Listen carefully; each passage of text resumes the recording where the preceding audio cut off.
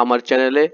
আজকের ক্লাসে আমরা যা শিখব, টেন্সের উৎপত্তি, টেন্সের প্রকারভেদ এবং সবগুলো টেন্সের গঠন, তারপরে এম ইজ আর নিয়ে রহস্য উন্মোচন, তারপরে হ্যাভ হ্যাজ নিয়ে রহস্য উন্মোচন, তারপরে ডু ডাজ নিয়ে রহস্য উন্মোচন।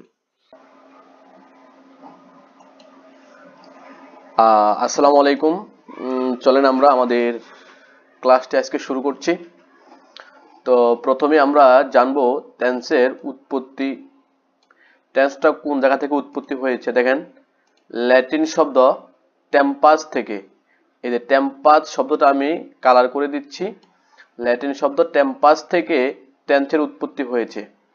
টেম্পাস শব্দের অর্থ ছিল টাইম, টাইম বা সময়। টেম্পাস শব্দের অর্থ ছিল কি? টাইম বা সময়। তাই উৎপত্তিগত দিক থেকে টেন্স শব্দটির অর্থ হচ্ছে সময় বা কাল। তাহলে এখান থেকে গুরুত্বপূর্ণ হচ্ছে টেন্সের উৎপত্তি টেম্পাস থেকে। টেম্পাসের অর্থ ছিল টাইম বা সময়, তারপরে টেন্স অর্থ সময় বা কাল। এখন আমরা শিখব টেন্সের সংজ্ঞা।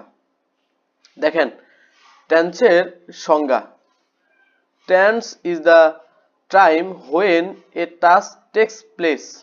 অর্থাৎ একটি কাজ, বাংলাটা ধরলে কি হয়? একটি কাজ সংঘটিত হওয়ার সময়কে টেন্স বলে।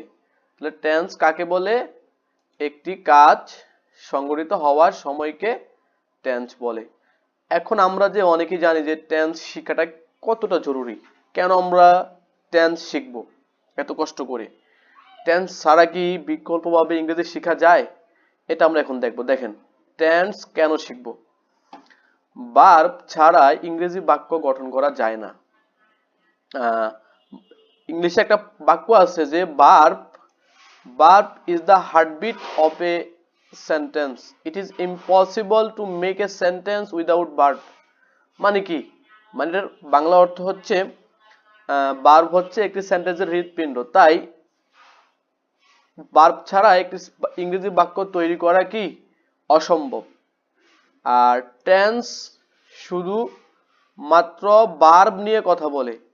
ইংরেজিতে কোনো আর্টিকেল বা অনুচ্ছেদ লিখতে চাইলে অবশ্যই টেন্স সম্পর্কে পরিপূর্ণ ধারণা থাকতে হবে। তারপরে এই জন্য একটু সমস্যা হচ্ছে, এই জন্য ইংরেজি শিখতে হলে আপনাকে প্রথমে টেন্স শিখতে হবে। আমি এই ক্লাসে টেন্সের গঠন নিয়ে আলোচনা করব ইনশাআল্লাহ। পরবর্তী ক্লাসে মানে পার্ট 2-তে টেন্সের ব্যবহার নিয়ে আলোচনা করব। যদি আপনি টেন্সের গঠন শিখে ফেলেন তাহলে টেন্সের ব্যবহার সহজ, তেমন কঠিন না। তো চলেন আমরা সরাসরি এখন টেন্সের গঠনে চলে যাই। তার আগে আমরা জানি টেন্স হচ্ছে কত প্রকার। টেন্স প্রধানত 3 প্রকার। আমরা জানি টেন্স প্রধানত কত প্রকার? 3 প্রকার। তবে অনেক ভাষাবিদ টেন্সকে 2 প্রকার বলেছেন। তাদেরটাকে ভুল বলা যাবে না। যদি আপনাদের সামনে কেউ বলে টেন্স 2 প্রকার, তাদেরটাকে ভুল বলা যাবে না, কারণ তারা ফিউচার টেন্সকে স্কিপ করেছে। তারা বলেছে ভার্বের 2টা ফর্ম, একটা হচ্ছে পাস্ট, প্রেজেন্ট। সুতরাং ফিউচার করার জন্য আলাদা মডেল ভার্ব বসাতে হয়, সেল উইল বসাতে হয়। এই কারণে তারা ফিউচার টেন্সকে স্কিপ করে বলেছে টেন্স হচ্ছে 2 প্রকার। কিন্তু আমরা শিখব টেন্স 3 প্রকার। টেন্স প্রধানত 3 প্রকার। তার ভিতরে আছে প্রেজেন্ট টেন্স, তারপরে আছে পাস্ট টেন্স, তারপরে কি? Future tense. এই তিনটা মূলত প্রধান। এখন প্রত্যেক প্রকার টেন্সকে আবার 4 ভাগে ভাগ করা যায়। তাই বলা যায় টেন্স মোট 12 প্রকার। তাইলে টেন্স প্রধানত 3 প্রকার। প্রত্যেক প্রকার টেন্সকে আবার 4 ভাগে ভাগ করা যায়। এই কারণে আমরা বলতে পারি টেন্স হচ্ছে মোট 12 প্রকার। দেখেন, প্রেজেন্ট টেন্স 4 প্রকার। কি কি? Present independent tense, simple present, যাকে আপনি প্রেজেন্ট ইনডিফিনিট না বলে সিম্পল প্রেজেন্ট বলতে পারেন, কোনো সমস্যা নাই। তারপরে আসেন প্রেজেন্ট কন্টিনিউয়াস, তারপরে প্রেজেন্ট পারফেক্ট, তারপরে প্রেজেন্ট পারফেক্ট কন্টিনিউয়াস। এই প্রেজেন্ট টেন্সকে 4টা ভাগে ভাগ করা হয়েছে, ঠিক আছে? এরপরে আমরা জানবো পাস্ট টেন্স। পাস্ট টেন্স হচ্ছে 4 প্রকার। এর ভিতরে আছে পাস্ট ইনডিফিনিট, তারপরে সিম্পল পাস্ট, এটাকে আপনি বলতে পারেন পাস্ট ইনডিফিনিট যেই কথা, সিম্পল পাস্ট টেন্স একই কথা। এরপরে আসেন পাস্ট কন্টিনিউয়াস, পাস্ট পারফেক্ট, তারপরে পাস্ট পারফেক্ট কন্টিনিউয়াস। এই পাস্ট টেন্সকে এই 4 ভাগে ভাগ করছে, ঠিক আছে। পাস্ট টেন্সকে কয় ভাগে ভাগ করছে? 4 ভাগে ভাগ করছে। Past indefinite, past continuous, past perfect, past perfect continuous. আমরা একটু ফাস্ট করব, নয়তো ক্লাসটা বেশি লম্বা হয়ে যাবে। এবার আসেন ফিউচার টেন্সটাও হচ্ছে 4 প্রকার। কি কি? ফিউচার ইনডিফিনিট বা ফিউচার সিম্পল প্রেজেন্ট বলতে পারেন, তারপরে ফিউচার কন্টিনিউয়াস, তারপরে ফিউচার পারফেক্ট, তারপরে ফিউচার পারফেক্ট কন্টিনিউয়াস। অর্থাৎ ফিউচার টেন্সকে 4 ভাগে ভাগ করছে। তার মানে আমরা বলতে পারি টেন্স হচ্ছে মোট কত প্রকার? টেন্স হচ্ছে মোট 12 প্রকার। এটা তো ক্লিয়ার কেন? এখন আমাদের সবচেয়ে ইম্পর্টেন্ট হচ্ছে এখন জানবো এই 12 প্রকার টেন্সের গঠন। 12 প্রকার টেন্সের গঠন আমরা যদি জানি, আমাদের যদি মুখস্থ থাকে, তাহলে আপনি টেন্সের ব্যবহার ক্লাসটা একদমই ইজিতে করতে পারবেন, আপনার কাছে একদম সহজ লাগবে। তো আমরা এখন টেন্সের গঠন পড়ব। ইংরেজি ব্যাকরণ বুঝতে হলে প্রথমে জানতে হবে টেন্সের গঠন। আপনি যদি ইংরেজি গ্রামার শিখতে চান তাহলে আপনাকে অবশ্যই প্রথমে টেন্সের গঠনটা ভালোভাবে শিখতে হবে। তো আমরা প্রথমে শিখব প্রেজেন্ট ইনডিফিনিট টেন্স, যেটা সবচেয়ে বেশি ইম্পর্টেন্ট। এই 12 প্রকার টেন্সের ভিতরে সবচেয়ে বেশি ইম্পর্টেন্ট যেটা, সেটা হচ্ছে প্রেজেন্ট ইনডিফিনিট টেন্স, এবং এই প্রেজেন্ট ইনডিফিনিট টেন্সের ব্যবহারও সবচেয়ে বেশি।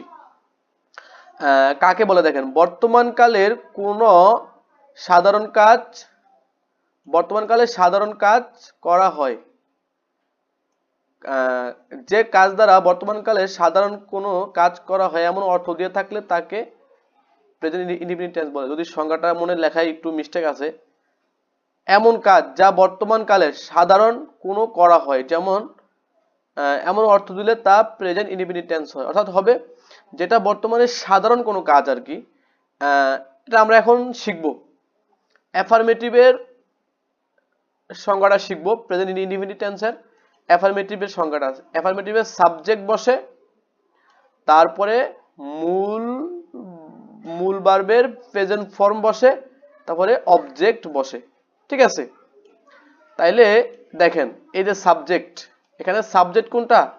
এই সাবজেক্ট আমি হাইলাইট করে দিচ্ছি আপনাদের জন্য, সাবজেক্ট।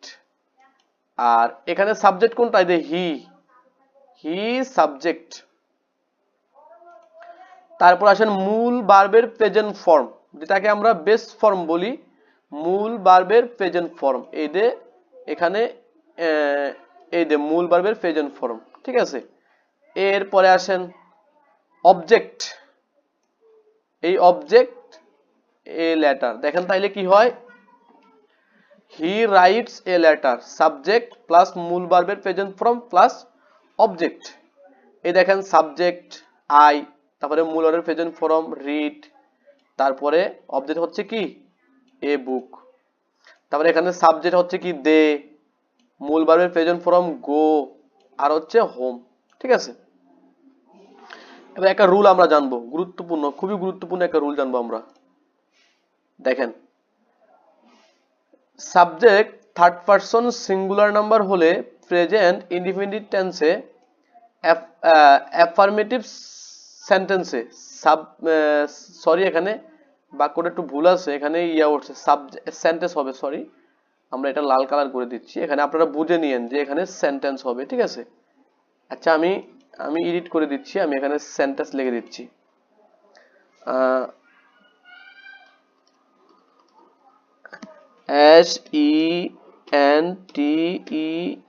SENTENCE সেন্টেন্স, ঠিক আছে। অ্যাফার্মেটিভ সেন্টেন্সে মেইন ভার্ব, এটা সবচেয়ে বেশি ইম্পর্টেন্ট। মেইন ভার্বের সাথে ইএস যোগ হয়। একটা কথা খেয়াল রাখবেন, শুধুমাত্র অ্যাফার্মেটিভ সেন্টেন্সেই, শুধুমাত্র প্রেজেন্ট ইনডিফিনিট টেন্সেই মেইন ভার্বের সাথে ইএস যোগ হয়।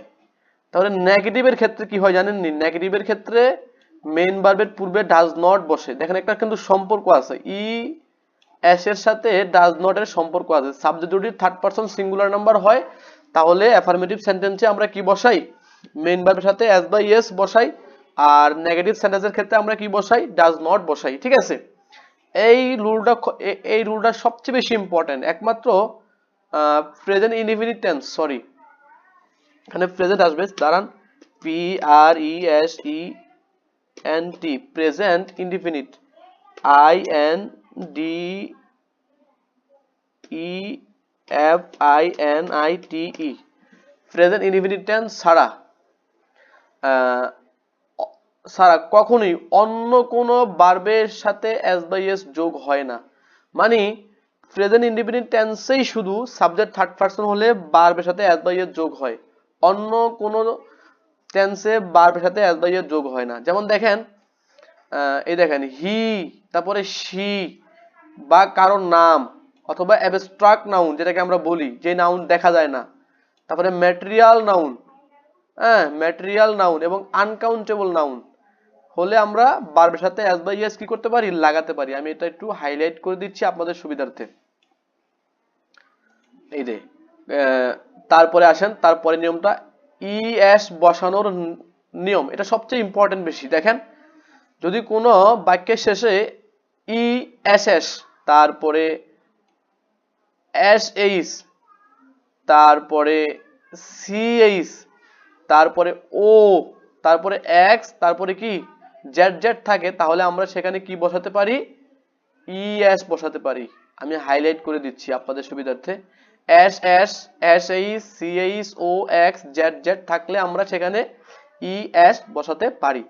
আরেকটা ইম্পর্টেন্ট, দেখেন ইম্পর্টেন্ট রুল, সেটা হচ্ছে কি, শেষে যদি ওয়াই থাকে এবং ওয়াই এর পূর্বে যদি কনসোনেন্ট থাকে তাহলে ওয়াই তুলে দিয়ে আই এস, এই আই এসটা আমাদের বেশি ইম্পর্টেন্ট। আমরা একটু এটা এই আই ই এস যোগ করতে হয়, মানে ওয়াই এর পরিবর্তে আই ই এস যোগ করতে হয়। এই দুইটা নিয়ম বাদে, উপরের দুইটি নিয়ম বাদে ব্যতীত অন্য সকল ক্ষেত্রে ভার্বের সাথে এস যুক্ত হয়। তাহলে এস ই এস বসানোর নিয়মটা আমরা শিখলাম, দয়া করে খাতায় লিখে রাখেন। এবার আসেন, একটা দ্বন্দ্ব আছে এখানে, দ্বন্দ্বটা আমরা একটু দূর করে নেব, কনফিউশনটা দূর করে নিলে আমাদের পড়তে সুবিধা হবে, পরবর্তী লেসনগুলো বুঝাতে সুবিধা হবে। দেখেন, ভার্বের সাথে যদি এস বাই এস যুক্ত হয় তাহলে সেটা হবে কি জানেননি, সেটা হবে সিঙ্গুলার ভার্ব। আমি কালার করে দিচ্ছি, ভার্বের সাথে যদি এস বাই এস যুক্ত হয় সেগুলো হবে সিঙ্গুলার ভার্ব। যেমন দেখেন, এখানে আছে গোস, আছে ইএস যুক্ত হয়েছে, আমি কালার করে দিচ্ছি, এক মিনিট, ইএস যুক্ত হয়েছে, এখানে এস যুক্ত হয়েছে, এখানে এস যুক্ত হয়েছে। এই দেখেন, অর্থাৎ ভার্বের সাথে এস বাই এস থাকা মানে সেটা সিঙ্গুলার ভার্ব। ঠিক আছে, আর নাউনের ক্ষেত্রে দেখেন, নাউনের ক্ষেত্রে এস বাই এস থাকা মানে সেটা হচ্ছে কি, সরি আমি এটা অন্য কালার করে দিচ্ছি আপনাদের সুবিধার্থে। নাউনের সাথে এস বাই এস থাকা মানে সেটা হচ্ছে প্লুরাল নাউন, মানে ভার্বের বিপরীত। ভার্বের সাথে এস বাই এস থাকলে সেটা হবে সিঙ্গুলার ভার্ব, আর নাউনের সাথে এস বাই এস যোগ করলে সেটা হবে প্লুরাল। যেমন বুক থেকে হচ্ছে বুক, সেটা প্লুরাল। তারপরে আপনার পেন থেকে হচ্ছে প্যান্টস, মানে নাউনের ক্ষেত্রে এস বাই এস যোগ করলে সেটা হচ্ছে প্লুরাল নাউন, আর ভার্বের সাথে এস বাই এস যোগ করলে সেটা হবে সিঙ্গুলার ভার্ব। ঠিক আছে, তাহলে আমরা প্রেজেন্ট ইনডিফিনিট টেন্স সম্পর্কে অনেক কিছু শিখলাম। এখন আমরা নেগেটিভ সেন্টেন্সে দেখব প্রেজেন্ট ইনডিফিনিট টেন্সের গঠনটা কি। দেখেন, নেগেটিভ সেন্টেন্সে subject plus do not does not থাকে। এই যে ডু নট ডাজ নট থাকে, আমি কিন্তু একটু আগে বলেছি যে কি, একটু আগে কিন্তু আমি বলেছি যে ডাজ নটের সাথে এদের ই এস এর কিন্তু একটা সম্পর্ক আছে, এই ভার্বের কো ই এস এর সাথে একটা সম্পর্ক আছে, ই এস এর একটা সম্পর্ক আছে। ঠিক আছে, ডু নট ডাজ নটের সাথে, কারণ কি আমি বলছি, ডাজ নটের সাথে কিন্তু ই এস এর একটা সম্পর্ক আছে। আমি একটু কালার করে দিচ্ছি আপনাদের সুবিধার্থে, এক মিনিট।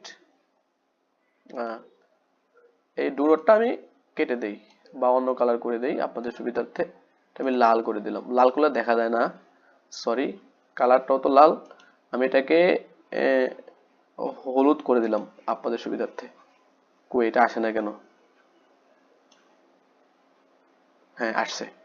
তাহলে দেখেন এই ডাজ নটের সাথে কিন্তু এই ভার্বের সাথে ইএস যোগ হতে পারে, মানে যোগ হওয়ার একটা সম্পর্ক আছে। কারণ কি, যেখানে ভার্বের সাথে অ্যাফার্মেটিভ সেন্টেন্সে ইএস ইএস অথবা এস যুক্ত হয় সেখানেই কিন্তু নেগেটিভ সেন্টেন্সে ডাজ নট বসে। আর যেখানে ভার্বের সাথে এস বা ইএস যুক্ত হয় না সেখানে নেগেটিভ সেন্টেন্সের ক্ষেত্রে কি বসে? ডু নট বসে। তাহলে আমরা বুঝলাম ইএস আর ডাজ নটের ভিতরে একটা সম্পর্ক আছে। অ্যাফার্মেটিভ ফর্ম হচ্ছে এস বা ইএস আর নেগেটিভ ফর্ম হচ্ছে কি? Does not. তবে অবশ্যই, সরি এখানে একটা ভুল হয়েছে, দাঁড়ান আমি একটু করে দিচ্ছি। অনেক সময় ভুল আসে বুঝছেন, অনেক সময় টাইপিং করার সময় মিসিং আসে। তাহলে ভার্বের বি1 মানে ভার্বের কি হয়? বেস ফর্ম হয়। তাহলে নেগেটিভ সেন্টেন্সে সাবজেক্ট বসে, এই সাবজেক্ট, তারপরে ডু নট অথবা ডাজ নট যে কোনো একটা বসে, তারপরে ভার্বের বি1 বসে, তারপরে কি বসে? অবজেক্ট বসে। এবার আসেন, he does not write a letter, সে একটি চিঠি লেখে না। দেখেন তাহলে এদের ডাজ নটটা আছে না, একটু খেয়াল করেন, ডাজ নট, এই যে ডাজ নট আমি কালার করে দিচ্ছি, এই কালার ডাজ নট, তারপরে এই যে ডাজ নট, তারপরে এই যে ডু নট, যেটা হচ্ছে প্রেজেন্ট ইনডিফিনিট টেন্সের কি বৈশিষ্ট্য, ডু নট, তারপরে এই ডু নট প্রেজেন্ট ইনডিফিনিট টেন্সের কি বৈশিষ্ট্য, এগুলা নেগেটিভ সেন্টেন্সে প্রেজেন্ট ইনডিফিনিট টেন্স। দেখেন তো মিল আছে কিনা? তাইলে আর এটা হচ্ছে ভার্বের বি1 রাইট, তারপরে রিড মানে পড়া, গো মানে যাওয়া, এরকম ভার্বের বেস ফর্ম বসে ডু নট ডাজ নট এর পরে। ঠিক আছে, এবার আমরা প্রেজেন্ট ইনডিফিনিট টেন্সে ইন্টারোগেটিভে আসি। দেখেন ডু ডাজ, এই ডু ডাজটা শুরুতে চলে আসে। ইন্টারোগেটিভ সেন্টেন্সের ক্ষেত্রে ডু ডাজটা কোথায় চলে আসে? শুরুতে চলে আসে ডু ডাজটা। এই দেখেন এই যে ডু, তারপরে এই ডু, কালার করে দিচ্ছি, এই ডু, এই ডু, তারপরে আসেন এই যে ডু। ঠিক আছে, তাইলে ইন্টারোগেটিভ সেন্টেন্সে ডু ডাজ সামনে চলে আসে, তারপরে সাবজেক্ট মানে সাবজেক্টের পূর্বে চলে আসে। এই সাবজেক্ট, এখানে সাবজেক্ট ইউ, এখানে সাবজেক্ট হি, আর এখানে সাবজেক্ট কি? উই। তারপরে ভার্বের বি1 মানে ভার্বের বেস ফর্ম, এই দেখেন এই বি1 মানে সুইম, এই যে সুইম, তারপরে এই রিড, তারপরে এই প্লে। ঠিক আছে, বুঝতে পারছেন? তাহলে ইন্টারোগেটিভ সেন্টেন্সের বৈশিষ্ট্য হচ্ছে কি, মানে স্ট্রাকচার হচ্ছে কি প্রেজেন্ট ইন্টারোগেটিভ সেন্টেন্সে, সেটা হচ্ছে ডু ডাজ প্লাস সাবজেক্ট, ভার্বের কি বি1 প্লাস অবজেক্ট, একটা প্রশ্নবোধক চিহ্ন থাকে। ইন্টারোগেটিভ সেন্টেন্স মানেই কিন্তু প্রশ্নবোধক চিহ্ন, এটা খেয়াল করবেন। ইন্টারোগেটিভ সেন্টেন্স মানেই কিন্তু প্রশ্নবোধক চিহ্ন, ইন্টারোগেটিভ সেন্টেন্স মানেই কি প্রশ্নবোধক চিহ্ন। তাইলে আমরা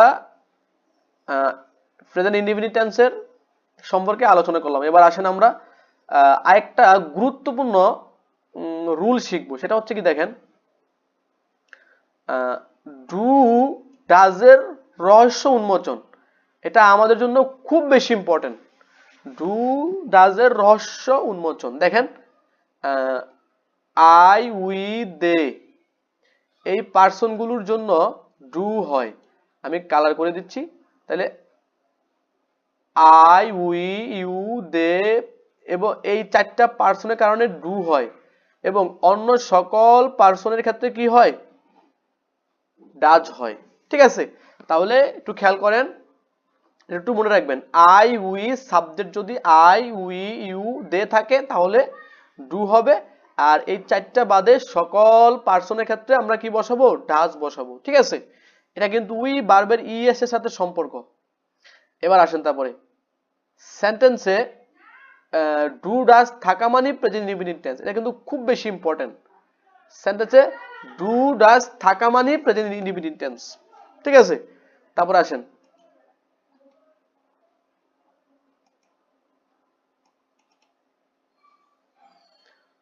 যদি ডু ডাজ মেইন ভার্ব হিসেবে থাকে তাহলে ডু ডাজ, এখানে ভুল হয়েছে, দাঁড়াও, ডু ডাজ এর পরে মেইন ভার্ব থাকে, মানে এখানে এর লেখছি, এর পরে লেখা হয়নি আর কি, মানে ডু ডাজ এর পরে যদি একটা মেইন ভার্ব থাকে, ডু ডাজ এর পরে যদি একটা মেইন ভার্ব থাকে তাহলে সেটা হচ্ছে ডু ডাজ হচ্ছে অক্সিলারি ভার্ব, আর ডু ডাজ অক্সিলারি ভার্ব হলে সেটা কিছু লেখা হয় না, দাঁড়ান, মানে এখানে রুলটা হচ্ছে সেন্টেন্সে ডু ডাজ থাকা মানে present indefinite tense, do does main এর পরে মেইন ভার্ব থাকলে ডু ডাজ হচ্ছে অক্সিলারি ভার্ব, আর ডু ডাজ এর পরে মেইন ভার্ব না থাকলে ডু ডাজ নিজেই মেইন ভার্ব। মানে আমরা বুঝলাম কি ডু ডাজটা মেইন ভার্ব হিসেবে ব্যবহার হতে পারে, কোনো সমস্যা নেই, পারে। যখন আমি একটা উদাহরণ দিচ্ছি, দেখেন ডু ডাজ অক্সিলারি ভার্ব অথবা মেইন ভার্ব হিসেবে ব্যবহৃত হতে পারে, যে ভার্ব হিসেবে ব্যবহার হোক না কেন তা প্রেজেন্ট ইনডিফিনিট টেন্স। তার মানে একটা সেন্টেন্সে ডু ডাজ থাকলেই প্রেজেন্ট ইনডিফিনিট টেন্স, ঠিক আছে, ডু ডাজ থাকলেই প্রেজেন্ট ইনডিফিনিট টেন্স। এই দেখেন আমরা এখন বিষয়টা হাইলাইট করব, মানে ডু ডাজ অক্সিলারি ভার্ব হিসেবে ব্যবহার হোক আর মেইন ভার্ব হিসেবে ব্যবহার হোক, কোনো সমস্যা নেই, সেটা প্রেজেন্ট ইনডিফিনিট টেন্স। আমরা কয়েকটা উদাহরণের মাধ্যমে এই রহস্যটা উদ্ঘাটন করব। দেখেন এখানে ডু ডাজ, ডাজ হচ্ছে অক্সিলারি ভার্ব, আরেকটা ভার্ব আছে মেইন ভার্ব হিসেবে, দেখেন এগ্রি আছে না, তাহলে হি does not agree with me, এখানে ডাজটা হচ্ছে কি ভার্ব, অক্সিলারি ভার্ব। কেন অক্সিলারি ভার্ব? কারণ হচ্ছে এখানে ডাজ এর পরে একটা মেইন ভার্ব আছে, ঠিক আছে। তারপরটা দেখেন হি ডাজ হিজ হোমওয়ার্ক, সে তার হোমওয়ার্ক করে, বাড়ির কাজ করে। এখানে দেখেন ডাজ এর পরে কোনো মেইন ভার্ব নেই, তার মানে এখানে ডাজ নিজেই একটা কি ভার্ব, মেইন ভার্ব। তার মানে আমরা বুঝলাম যে ডু ডাজ মেইন ভার্ব হিসেবে ব্যবহার হতে পারে যদি তারপরে কোনো মেইন ভার্ব না থাকে। আর একটা খেয়াল করেন, এই ডুটা হচ্ছে এখানে অক্সিলারি ভার্ব। কেন? দেখেন এই ডু এর পরে একটা মেইন ভার্ব আছে, মেইন ভার্বটা হচ্ছে প্লে। মেইন ভার্বটা কি? প্লে। আমি কালার করে দিচ্ছি আপনাদের সুবিধার্থে। মেইন ভার্বটা হচ্ছে প্লে, তাইলে I do not play football. এখানে ডু হচ্ছে কি? Auxiliary verb. কারণ কি এখানে ডু অক্সিলারি ভার্ব কারণ হওয়ার কারণ হচ্ছে এখানে একটা কি আছে, মেইন ভার্ব আছে। এবার দেখেন last, I do my homework. এখানে দেখেন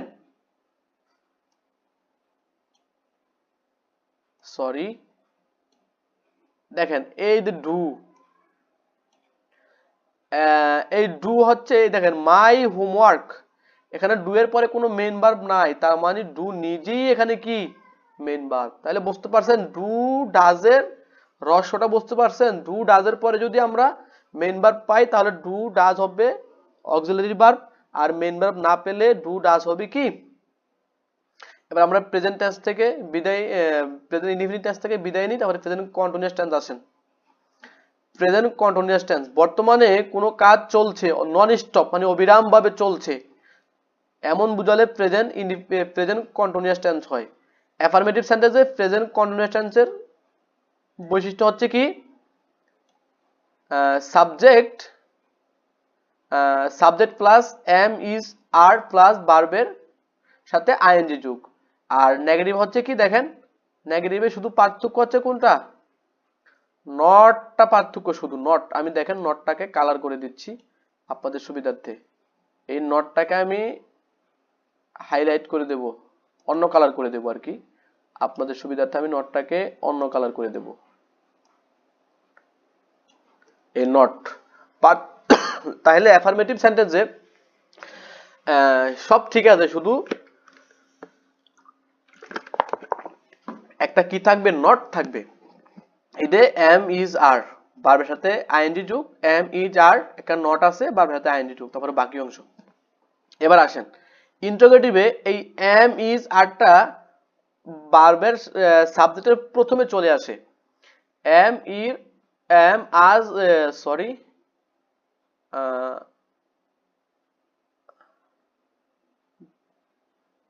আমি একটু 1 মিনিট হলুদ কালারটা দেই। এই যে এম ইজ আরটা কি আসে, মানে এম ইজ আরটা সাবজেক্টের শুরুতে চলে আসে। এই সাবজেক্ট দেখছেন নি, এই সাবজেক্ট, এই যে অ্যাফার্মেটিভে সাবজেক্ট প্রথমে বসে, নেগেটিভে সাবজেক্ট প্রথমে বসে, কিন্তু ইন্টারোগেটিভে এই যে এম ইজ আরটা সাবজেক্টের প্রথমে চলে আসে, তারপরে কি বসে, ভার্বের সাথে আইএনজি যোগ বসে। আর ইন্টারোগেটিভ সেন্টেন্স মানে আমরা বলেছি একটা কি প্রশ্নবোধক চিহ্ন, ঠিক আছে। আমরা একটা উদাহরণ দেখবো, দেখেন I am working in my studio.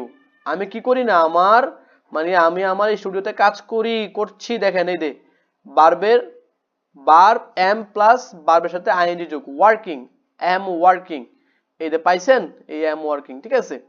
তারপরে আসেন নেগেটিভ হচ্ছে নট, এখানে নট বসবে, I am not working in my studio, এই যে নট, এখানে নট, ঠিক আছে, নট। তারপরে আসেন এই ইন্টারোগেটিভ সেন্টেন্সে এই এমটা প্রথমে চলে আসে। আমি বলেছি এখানে ইন্টারোগেটিভ সেন্টেন্সে এম ইজ আর সাবজেক্টের প্রথমে চলে আসে, এতে চলে আসে, আর শেষে কি হয়, একটা প্রশ্নবোধক চিহ্ন হয়। বুঝতে পারছেন? তারপরে আরেকটা উদাহরণ দেখি আমরা, দেখেন she is solving the sum, মানে সে অঙ্কটি কি করছে, সমাধান করছে। She is not solving the sum, সে অঙ্কটি সমাধান করছে না।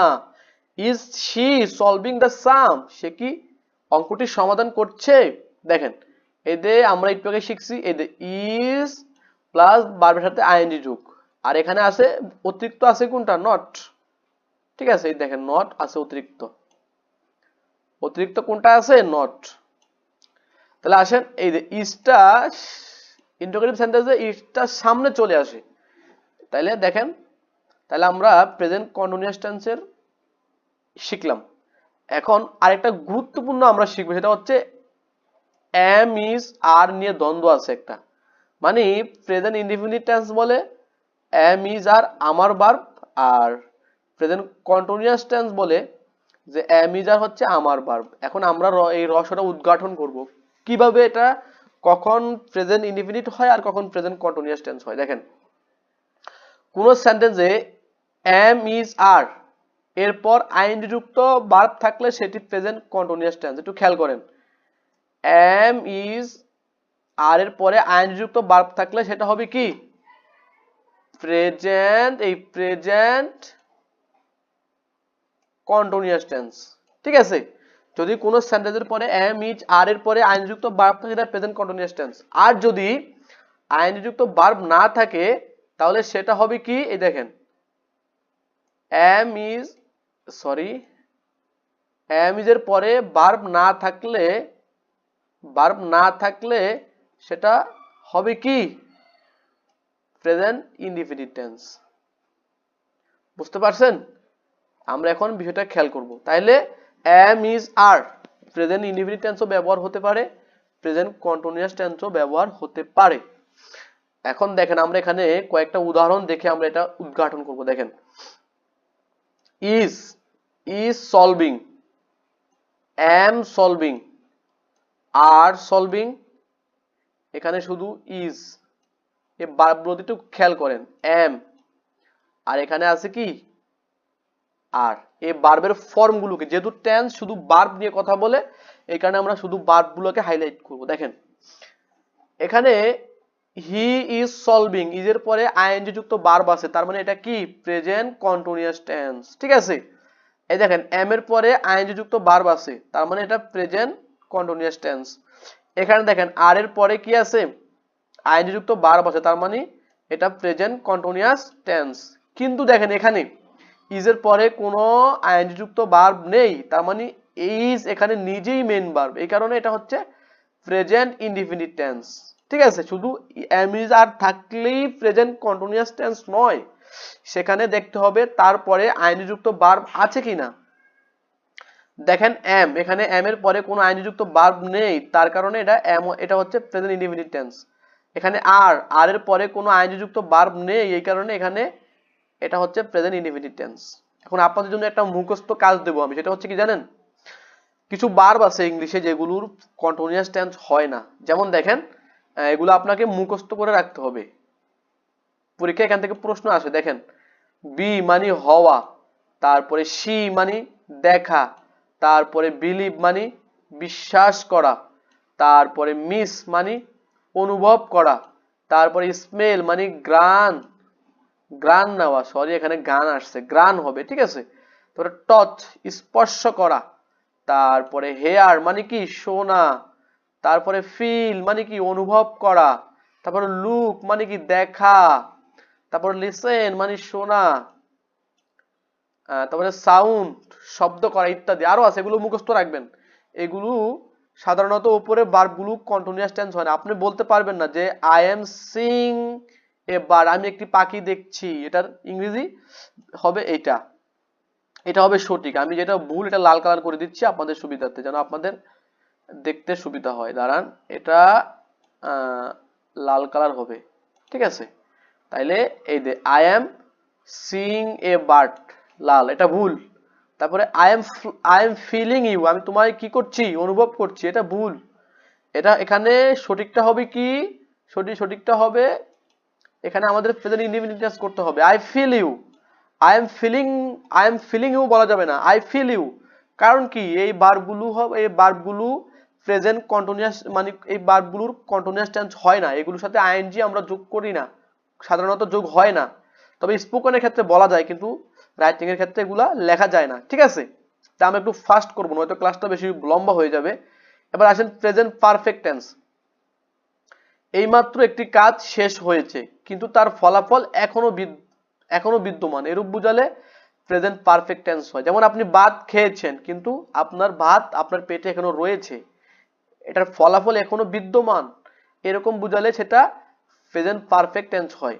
যেমন প্রেজেন্ট পারফেক্ট টেন্স হলে আমরা দেখেন সাবজেক্ট হ্যাভ হ্যাজ প্লাস ভার্বের বি3 মানে past participle form. Present perfect সেন্টেন্সে অবশ্যই হ্যাভ অথবা হ্যাজ থাকবে। আর নেগেটিভে হচ্ছে সাবজেক্ট, এই দেখেন সাবজেক্ট, তারপরে হ্যাভ হ্যাজ, একটা অতিরিক্ত শব্দ আসে নট,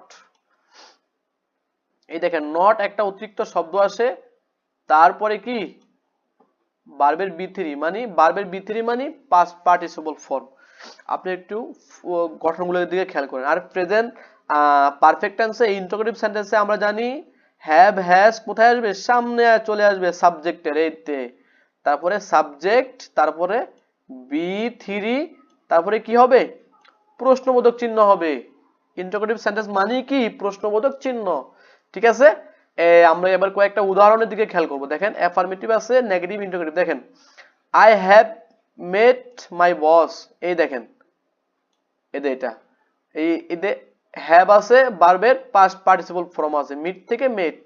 তাহলে দেখেন নেগেটিভ হচ্ছে আই হ্যাভ, মাঝখানে নট আছে আর মেট, শুধু মাঝখানে কি বসবে নটটা বেশি বসবে, ঠিক আছে। I have not met my boss.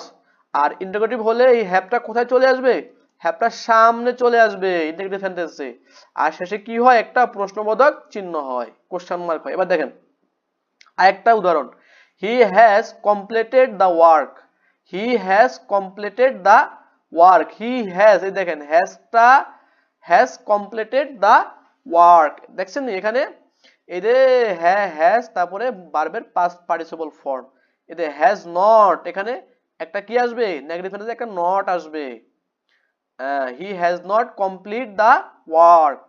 আর আমরা জানি ইন্টারোগেটিভ সেন্টেন্সে কি আসে, হিটা হ্যাজটা কোথায় চলে আসে, হ্যাজটা প্রথমে চলে আসে, এইতে হ্যাজ প্রথমে চলে আসে, আর শেষে কি হয় একটা প্রশ্নবোধক চিহ্ন হয়। তাহলে আমরা একটু প্রেজেন্ট পারফেক্ট টেন্স আমাদের গেল।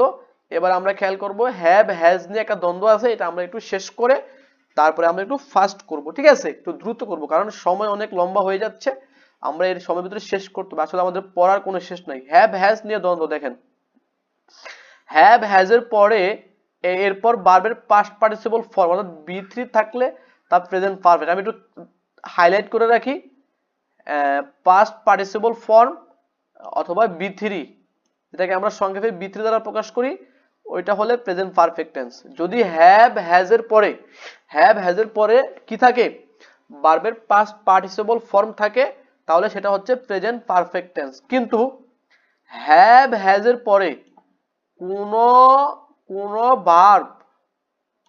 ভার্ব না থাকলে, এখানে সরি থাকলে লিখছে, না থাকলে হবে আমি লিখে দিই এখানে, যেহেতু না থাকলে, সরি বাংলা টাইপিংটা চলে গেছে, না থাকলে হ্যাভ হ্যাজ মেন ভার্ব হিসেবে ব্যবহৃত হবে। আর হ্যাভ হ্যাজ মেন ভার্ব হলে সেটা প্রেজেন্ট ইনডেফিনিট টেন্স। ঠিক আছে, বুঝতে পারছেন?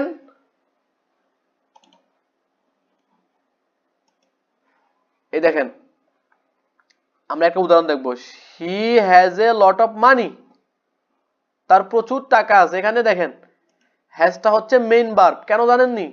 এখানে মেইন ভার্ব হওয়ার কারণ হচ্ছে এখানে কোনো কি নাই, এই হ্যাজ এর পরে কোনো কি নাই, কোনো মেইন ভার্ব নাই, সুতরাং হ্যাজটা হচ্ছে এখানে মেইন ভার্ব। আর হ্যাজ মেইন ভার্ব হলে সেটা হবে কি, প্রেজেন্ট ইনডেফিনিট টেন্স। আমি হাইলাইট করে দিচ্ছি, সেটা হবে প্রেজেন্ট ইনডেফিনিট টেন্স। তারপরে আসেন হ্যাজ কমপ্লিটেড, এখানে দেখেন হ্যাজ এর পরে একটা ভার্বের পাস্ট ফর্ম আছে, আর যদি হ্যাভ হ্যাজ এর পরে ভার্বের পাস্ট ফর্ম থাকে তাহলে সেটা প্রেজেন্ট পারফেক্ট টেন্সের হবে। ঠিক আছে, তারপরে আসেন আমরা চলে যাচ্ছি, তারপরে প্রেজেন্ট কন্টিনিউয়াস টেন্স। আমরা একটু ফাস্ট করব। অতীতের কোনো কাজ শুরু হয়ে এখনো চলমান এমন বুঝালে তা প্রেজেন্ট পারফেক্ট কন্টিনিউয়াস টেন্স হবে। মানে অতীতে কোনো কাজ শুরু হয়েছে কিন্তু এখনো কি আছে, এটা চলমান আছে। যেমন সকালে বৃষ্টি শুরু হয়েছে, বৃষ্টি এখনো হচ্ছে, সকাল ধরে বৃষ্টি হচ্ছে। আমি 2 ঘন্টা যাবত পড়তেছি, আমি 1 ঘন্টা যাবত ক্লাসটা নিচ্ছি। এরকম যদি অতীতে কোনো কাজ শুরু হয়েছে কিন্তু এখনো শেষ হয় নাই, চলমান, এরকম বুঝালে আমরা সেটা কি করতে পারি, প্রেজেন্ট পারফেক্ট কন্টিনিউয়াস টেন্সে করতে পারি। ঠিক আছে, স্ট্রাকচারটা একটু খেয়াল করেন। সাবজেক্ট, সরি এটি হইতেছে একটু, আমি সেটা কালার করে দিচ্ছি আপনাদের সুবিধার্থে। সাবজেক্ট দেন এখানে, কেন সরি একটা ভুল উঠছে এখানে। আমি এটা একটু আমি এটা একটু ঠিক করি, দয়া করে কিছু মাইন্ড করবেন না। আমরা এখানে সাবজেক্ট লিখবো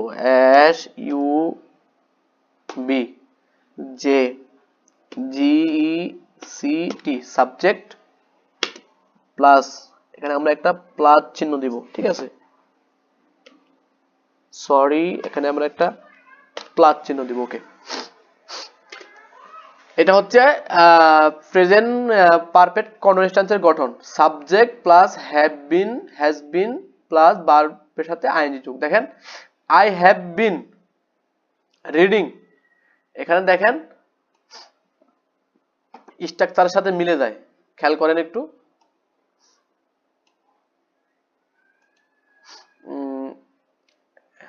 এই দেখেন হ্যাভ বিন ভার্বের সাথে আইএনজি যোগ, হ্যাভ বিন রিডিং, তারপরে হ্যাজ বিন ওয়ার্কিং। এরকম কথা আসলে আমরা সেটা কি করতে পারি, present perfect tense perfect continuous টেন্সে কি করতে পারি, মানে আমরা বলতে পারি। এখন আমরা ক্লাসটা এখন শেষ করব কারণ বেশি লম্বা হয়ে যাচ্ছে। প্রেজেন্ট পারফেক্ট কন্টিনিউয়াস টেন্সে সিন্স এবং ফর এর ব্যবহার নিয়ে বিস্তারিত আলোচনা করা হবে পার্ট 2 তে। আসলে আমরা আজকে ক্লাসটা পরিকল্পনা করছি শেষ করে ফেলবো, কিন্তু আমরা মাত্র প্রেজেন্ট টেন্স শেষ করলাম, আরো অনেক টেন্স রয়ে গেছে। পাস্ট টেন্স এবং কি ফিউচার টেন্স আমরা ইনশাআল্লাহ আগামী পার্ট 1 এর এ বি তে আমরা শেষ করব। আমরা পার্ট 1 কে আমরা 2 ভাগে দিব, একটা হচ্ছে এ পার্ট আর একটা হচ্ছে বি পার্ট। তো সবার জন্য থাকবে, শুভ কামনা থাকবে। আমরা আগামীকাল এই ক্লাসগুলো কমপ্লিট করব। আমি লিখে রেখেছি সুন্দর করে একটার পর একটা।